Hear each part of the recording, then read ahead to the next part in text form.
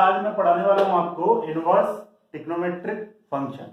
ये inverse trigonometric function पढ़ाने के पहले मैं जस्ट आपको रिवाइज कराऊंगा कि क्लास 11th में आपने ट्रिग्नोमेट्रिक फंक्शन पढ़ा होगा और उसके साथ साथ एक और चैप्टर पढ़ा होगा रिलेशन एंड फंक्शन। अगर इन दो चैप्टर को आपने बहुत अच्छे से पढ़ा, इसके साथ साथ जो भी मैंने इससे पहले चैप्टर पढ़ाया फंक्शन, अगर आप इन तीनों चैप्टर को बहुत अच्छे से पढ़े तो इस मतलब आपका 50 to 70% काम हो जाएगा इस चैप्टर में।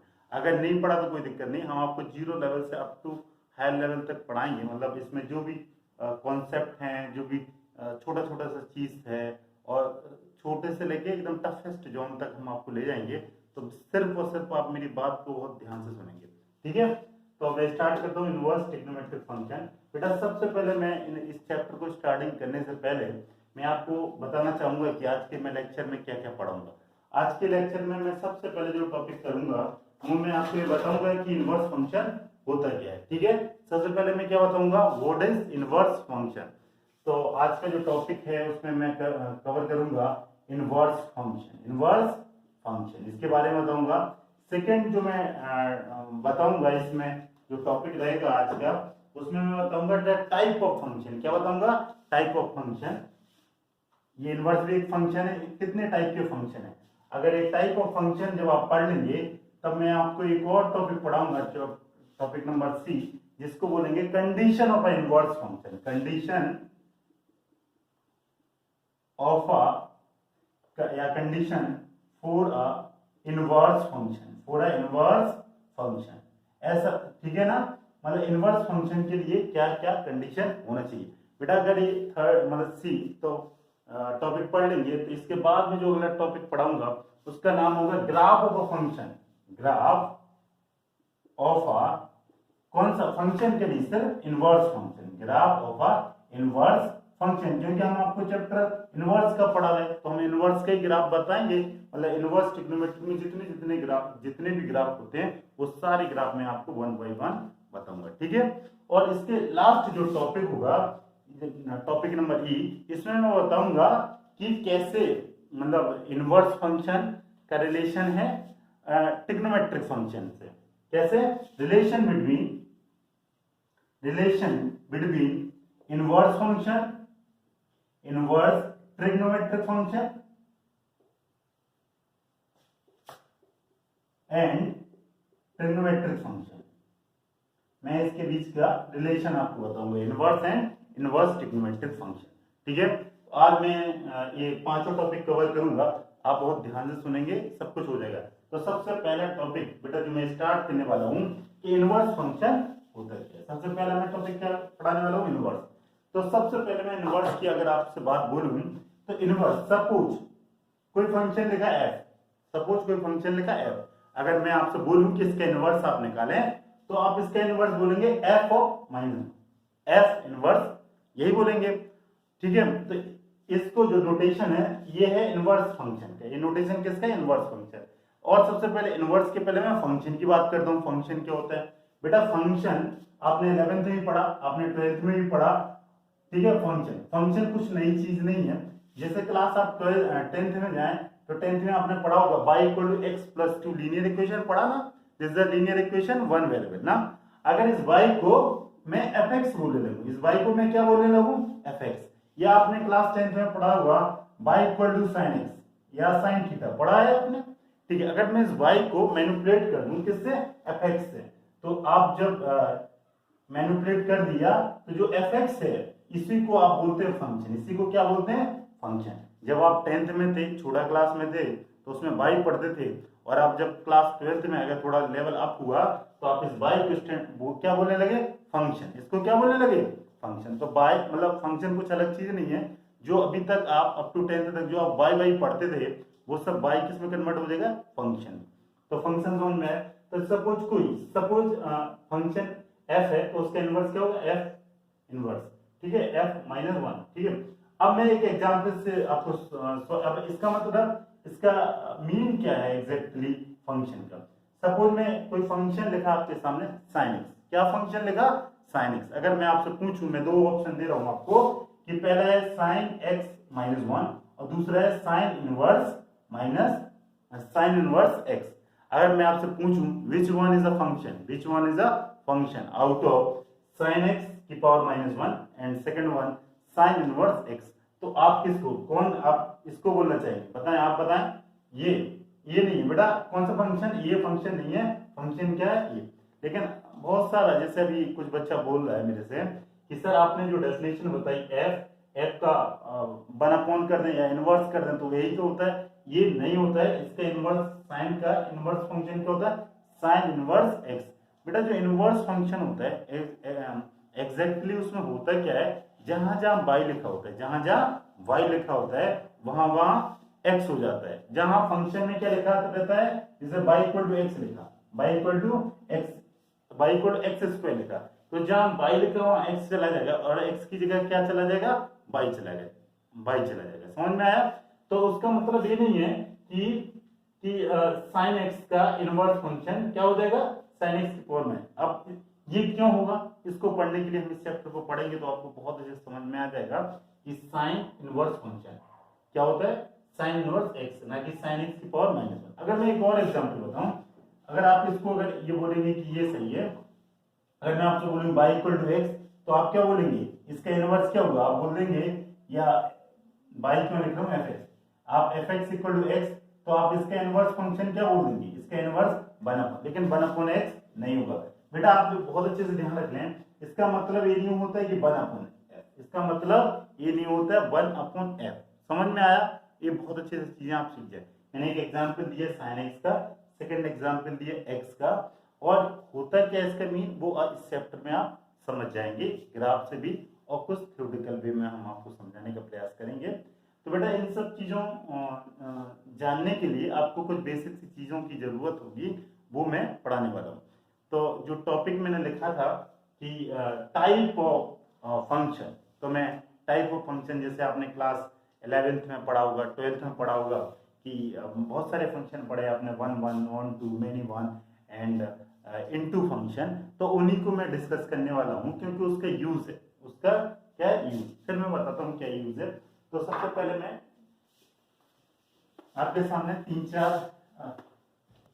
एग्जाम्पल से समझाने का प्रयास करूंगा। देखो इधर फर्स्ट,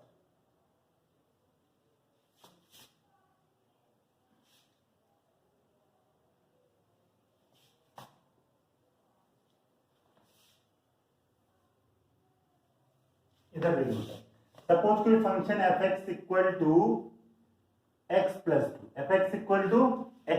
टू, ठीक है।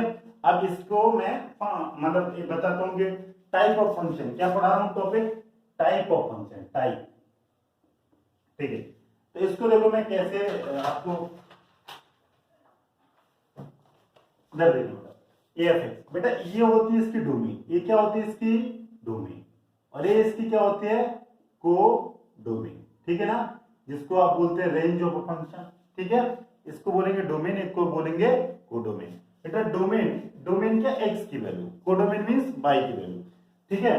तो आप सपोज एक्स की वैल्यू, इसमें एक्स का वैल्यू रख दीजिए 1, एक्स वैल्यू 2 और 3। एक्स का वैल्यू अगर 1 रखें तो 1 + 2 कितना होगा 3। अगर एक्स की वैल्यू 2 रखें तो 2 + 2 फंक्शन कितना देगा 4। अगर एक्स की वैल्यू 3 रखें तो 3 + 2 कितना देगा 5। और मैं बेटा 1 का 3 से मैपिंग कर दूं, 2 का 4 से मैपिंग कर दूं, और 3 की किससे मैपिंग कर दूं, 5 से मैपिंग कर दूं, और आपसे पूछूं कि ये फंक्शन किस टाइप का है, ये फंक्शन इसका नाम क्या है। जैसे आपने 11th में पढ़ा, 12th में पढ़ा, कोई बच्चा बता सकता है मेरे को, तुम बता सकता है क्या होगा बेटा इसका। अच्छा ये क्या होगा 1 1, क्यों होगा, कोई मेरे को वही बताए 1 1 क्यों होगा। बेटा 1 1 इसलिए होगा क्योंकि एक का रिलेशन, एक की मैपिंग किससे, एक से, एक का रिलेशन एक से, अगले का अगले से, अगले का अगले से, तो इसलिए फंक्शन क्या है 1 1 फंक्शन। अब 1 1 फंक्शन से पहले भी मेरे को एक चीज बतानी थी, मैं मिस कर गया, या इसी में बता दे रहा हूं, फिर मैं 1 1 बताता हूं। बेटा अगर कोई फंक्शन होगा, अगर कोई फंक्शन कब होगा, कोई मेरे को बता सकता है। सपोज मैंने ये डोमेन और कोडोमेन डिफाइन किया, ये 1 2 3 एक्स का वैल्यू है और रेंज आपकी आई 3 4 5, क्या ये फंक्शन है, ठीक है ये क्या। अच्छा तो बेटा फंक्शन, कोई भी फंक्शन तब होगा जब इस डोमेन में कोई भी एलिमेंट खाली नहीं रहना चाहिए, उसकी किसी ना किसी के साथ क्या होना चाहिए, मैपिंग होना चाहिए, इमेज होना चाहिए। कोई अगर एलिमेंट खाली हो जाएगा इसमें डोमेन में तो वो फंक्शन नहीं होगा। तो ये क्या है, फंक्शन है। ये क्या है, फंक्शन। ये बिल्कुल आपको आना चाहिए कि फंक्शन कब होगा, मतलब डोमेन में कोई भी एलिमेंट खाली नहीं होना चाहिए, तभी उसको बोलेंगे आप फंक्शन। सेकंड बेटा मैं बताता हूँ, ये सपोज लिखा है 1 2 3 और यहाँ पे लिखा 3 4 5 6, ठीक है ना। इसकी इससे मैपिंग 2 की 4 से और 3 की 5 से। फंक्शन है ये fx equal to x plus, इसको fx भी बोल सकते हैं और इसको आप x भी बोल सकते हैं। ये x है और ये क्या है बेटा, fx है, ठीक है। अब जरा आप देखें इस वाले और इसमें एक एलिमेंट बचा है। कौन सा एलिमेंट बचा है, कोडोमेन में कौन सा, 6 वाला एलिमेंट बचा है, ठीक है। अगर ये एलिमेंट बचा रहेगा तो क्या इस फंक्शन को आप वन वन तो होगा नहीं, आपने बता दिया ऑलरेडी, ऑन टू फंक्शन होगा या इनटू फंक्शन होगा, क्या होगा बेटा, कोई भी बताए। अगर एक फंक्शन क्या होगा, और एक और मैं एग्जांपल आपको जैसे लिखना चाहूंगा 1 2, अगला है 3 और 3 4 5, ठीक है ना। ये दो एग्जांपल मैंने दिए, इसमें भी कोई एलिमेंट नहीं है, ठीक है। अगर बेटा कोडोमेन में अगर कोई भी एलिमेंट, कोडोमेन में कोई भी एलिमेंट बचता है, कोडोमेन में कोई भी एलिमेंट बचता है तो इस टाइप का जो फंक्शन होगा, मतलब 1 की 3 से मैपिंग, 2 की 4 से, 3 की 5 से मैपिंग, बट 6 की मैपिंग किसी से नहीं है, ठीक है। अगर कोई एलिमेंट बचता है तो इस टाइप के फंक्शन को हम बोलेंगे इनटू फंक्शन। इस टाइप के फंक्शन को क्या बोलेंगे, इनटू। अगर कोई एलिमेंट नहीं बचेगा, अगर कोई एलिमेंट नहीं बचेगा, ये तो यहाँ तो कोई बचेगा नहीं, क्यों, अगर यहाँ कोई बचेगा तो फंक्शन होगा ही नहीं। तो ये तो आपको क्लियर है कि यहाँ कुछ नहीं बचना है। अगर यहाँ भी कुछ नहीं बचता है तो वन वन तो होगा, इसके साथ साथ इसको क्या बोलेंगे, ऑन टू फंक्शन ही बोलेंगे। इसको क्या बोलेंगे, ऑन टू। तो ये दोनों तो एक ही चीज है, तो इसको हम बोल सकते हैं 1 1 ऑन टू, 1 1 ऑन टू, ठीक है ना, 1 1 ऑन टू फंक्शन। अब बेटा इधर देखिए, अगर इसी में मैं बता दे रहा हूँ, सपोज एक 6 है, एक अगला 0.7 है, इसकी मैपिंग इस तरह हो जाए, इसकी मैपिंग इस तरह हो जाए, मतलब 2 की मैपिंग 4 से एंड 2 की मैपिंग 7 से, 2 की मैपिंग 4 से और 2 की मैपिंग किससे है, 7 से, और 3 की मैपिंग 5 से और 3 की मैपिंग 6 से। क्या ये फंक्शन होगा और किस टाइप का फंक्शन होगा, आपको ये बताए। मैनी 1 1 1 कोई टाइप आपने पढ़ा है, ये किसी टाइप का नहीं होगा। ऐसा पॉसिबल ही नहीं है कि एक डोमेन पे इसकी मैपिंग 2 एलिमेंट्स हो, ऐसा हो ही नहीं सकता है। एक के कई सारे नहीं हो सकते, एक के कई सारे नहीं हो सकते, लेकिन इसका रिवर्स पॉसिबल है। सपोज मैं लिख दिया यहाँ पे एक फंक्शन लेता हूँ fx, और fx को लिखता हूँ x स्क्वायर माइनस 4। fx को क्या लिखता हूँ, x square minus 4, this is x, this one is fx। बेटा x की वैल्यू अगर मैं 2 रखूं और x की वैल्यू में -2 रखूं और x की वैल्यू में 0 रखूं, तो बेटा 2 और -2 पे कितना देगा, 0। ये कितना देगा, 0, और 0 पे कितना देगा, -4 देगा ना। आप देखेंगे 2 और -2 पे इसकी दोनों पे मैपिंग किस पर कर रहा है, 0 पे। तो ये फंक्शन होगा, और इस टाइप के जो फंक्शन को आप बोलेंगे मैनी वन। इसे मैनी वन क्यों बोलेंगे, मैनी मींस कई सारे होगा कितना, एक, कई सारे होगा कितना है, एक, मतलब कई सारे एलिमेंटों की मैपिंग कितने एलिमेंट से, और एक से, तो इससे बोलेंगे मैनी वन फंक्शन। समझ आया कि मैनी वन इसको बोलते हैं। लेकिन इसका जस्ट अपोजिट, मतलब एक के कई सारे नहीं हो सकते हैं, कई सारे का एक हो सकता है।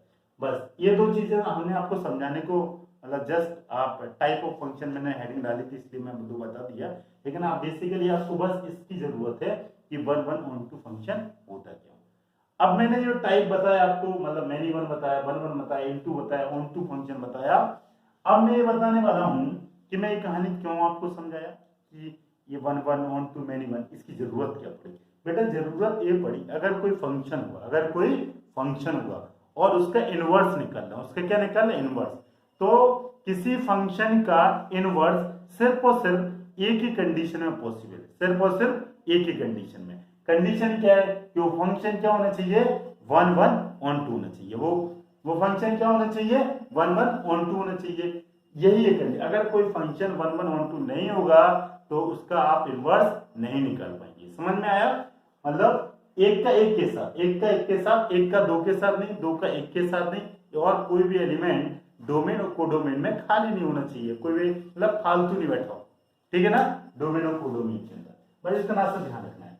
अब हम आपको इसके हेल्प से आपको मैं डिफरेंट टाइप के ट्रिग्नोमेट्रिक फंक्शन, जैसे क्लास 11th में आपने पढ़े होंगे साइन, कॉस, टेन, कॉट, सेक, कोसेक, मैं आपको थर्ड जो टॉपिक है ग्राफ ऑफ फंक्शन, उस ग्राफ की हेल्प से मैं आपको इसको एक्सप्लेन करता हूं कि कैसे कोई फंक्शन 1 1 होता है या 1 1 नहीं होता है, ऑन टू होता है, इन टू होता है, या उसकी डोमेन क्या होती है, उसकी रेंज क्या होती है, और कैसे ग्राफ को प्लॉट करेंगे। ठीक है, तो आप देखेंगे इधर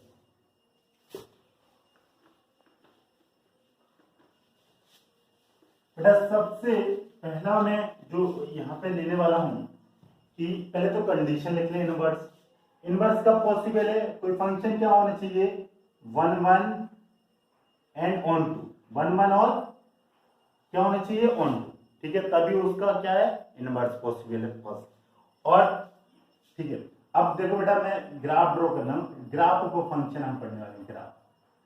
तो बेटा इनवर्स का ग्राफ तो हम उस समय बाद पढ़ेंगे, इनवर्स के ग्राफ पढ़ने के पहले हम आपको पहले ट्रिग्नोमेट्रिक फंक्शन के ग्राफ ड्रॉ करना सिखाते हैं। हालांकि बहुत सारे बच्चे 11th में पढ़े आप लोगों में से, लेकिन बहुत सारा बच्चा ग्राफ को देखे ही नहीं, मतलब 11th में मतलब बेस्ट ईयर है, उसमें बहुत सारा लड़का मतलब 90% आप लोगों में बैठे हैं जितने लोग, 90% बच्चे ऐसे होंगे जिन्होंने ग्राफ पढ़े ही नहीं होगा 11th में। अच्छा, आप लोग कोई बता सकता है कोई पढ़ा है कि ग्राफ देखा आपको लोगों के सामने? सिर्फ 2-3 बच्चे हाथ रेज कर रहे हैं कि सर मैंने पढ़ा, बाकी लोगों ने पढ़ी नहीं।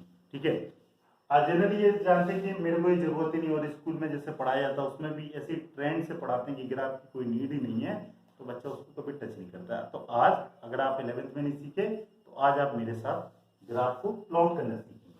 तो सबसे पहले मैं बेटा ग्राफ बनाता हूँ y इक्वल टू साइन, इधर देखें y equal to sine x, मैं एक एक ग्राफ बनाऊंगा साफ साफ और फिर उसको रफ करते जाऊंगा। इधर देखें बेटा, सबसे पहले आपको दो एक्सेस बना लेनी है, जैसे क्लास 10th में आप करते थे linear equation two variable, this is x this is y, इसको आप हॉरिजॉन्टल बोलते थे, जिसको आप एक्स एक्सेस बोलते थे, और एक जो इसको वर्टिकल एक्सेस थी उसको आप वाई एक्सेस बोलते थे, यही बोलते थे ना। इसके बाद आपको क्या कर देनी है, इधर देखें बेटा, ये 0, ये this is pi by 2, this is a pi, और this is 3 pi by 2, this is 2 pi, तैयार कर देने डोमेन, कर दिया ना। अब इसके बाद ग्राफ, ठीक है, तो आप ये ग्राफ सिर्फ मैं एक का बहुत डिटेल समझाऊंगा, बाकी का आप खुद से ड्रॉ करें। ठीक है, तो बेटा इस साइन में आप क्या करते थे जनरली, ये डब्बा बना देते थे, क्या बना देते थे डब्बा, यही मैंने आपको 10th में ऐसे ही सिखाया। अगर x की वैल्यू इसमें 0 रखूं तो y का वैल्यू कितना आएगा 0, अगर x का वैल्यू मैं 90 रखूं तो ये कितना हो जाएगा 1, तो y का वैल्यू भी कितना आएगा, x का वैल्यू 90 देन y का वैल्यू 1, और x का वैल्यू पाई रखूं तो y का वैल्यू कितना आएगा 0। ठीक है ना, तो ये ग्राफ, इसका ग्राफ आएगा ऐसे।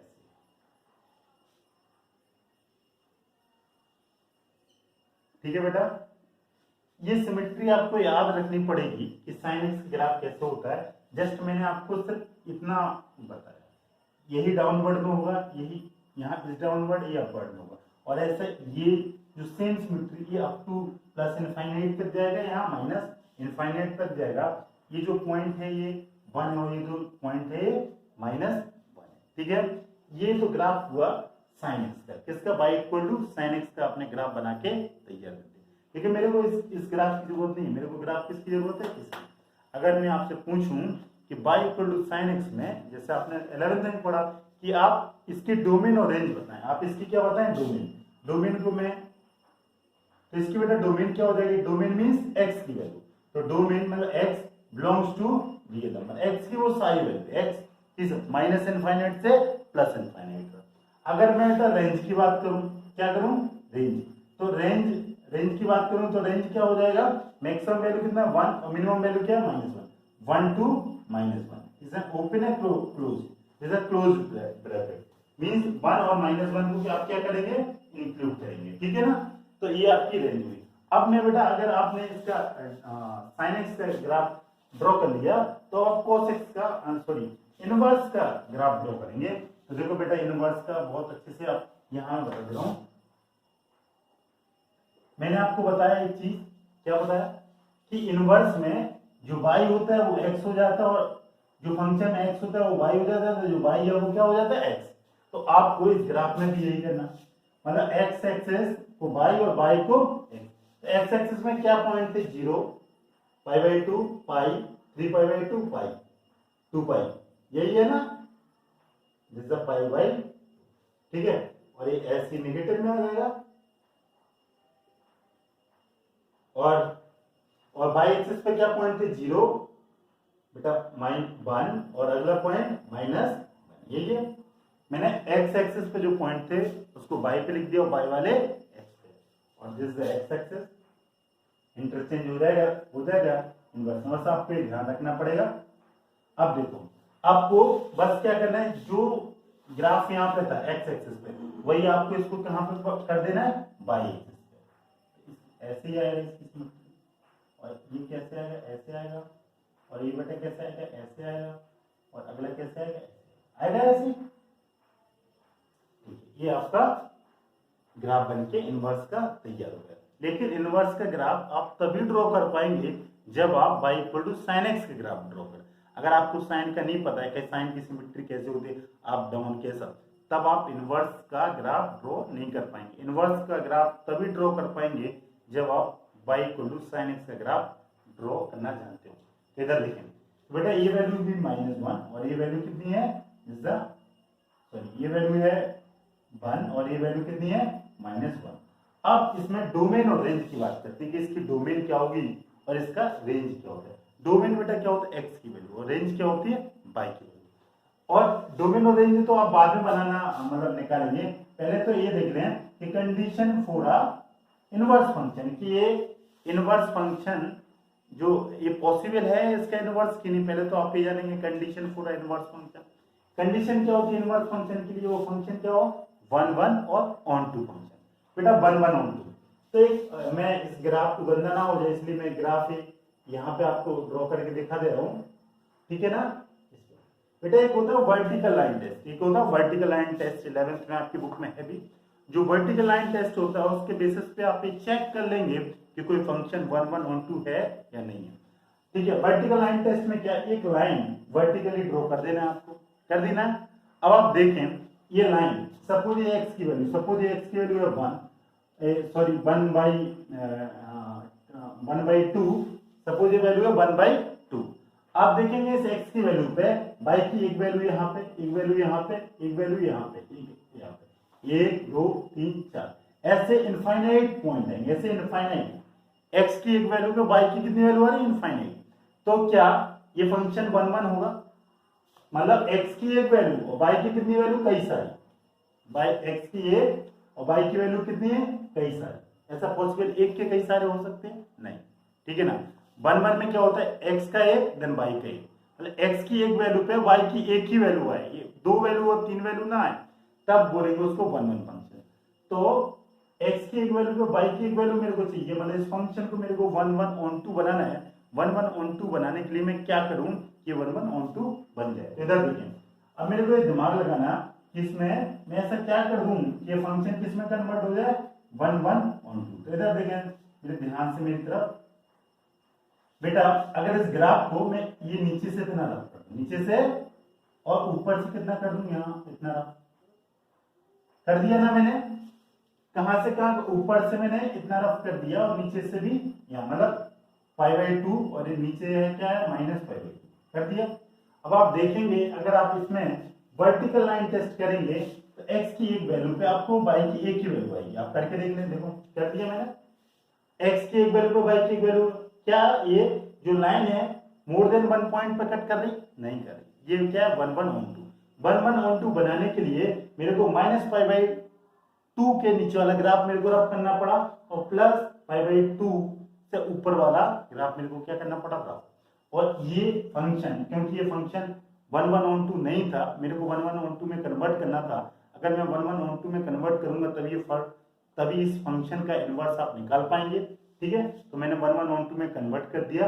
अब इसका इनवर्स क्या है, पॉसिबल। अब इसका इनवर्स क्या है, पॉसिबल, ठीक है। तो अब हम इसकी डोमेन और रेंज की बात करते हैं। बेटा डोमेन क्या होता है, एक्स का वैल्यू, इसको मैं नोटेशन मैंने डोमेन का डीएफ लिख दिया, दिस इज बिलोंग्स टू, ठीक है। डोमेन क्या होगा, डोमेन मींस एक्स का वैल्यू। अगर मैं एक्स, कोई बंदा बता सकता है इसमें एक्स की वैल्यू कहां से कहां है, आपको जल्दी से बता, एक्स की वैल्यू क्या है और वाई की वैल्यू इसमें क्या आपको नजर आ रही, एक्स की वैल्यू आपको डोमेन आ रही होगी, जल्दी से बताएं आप, एक्स एंड वाई। बेटा अब मैं बताने वाला हूं उसकी डोमेन और रेंज।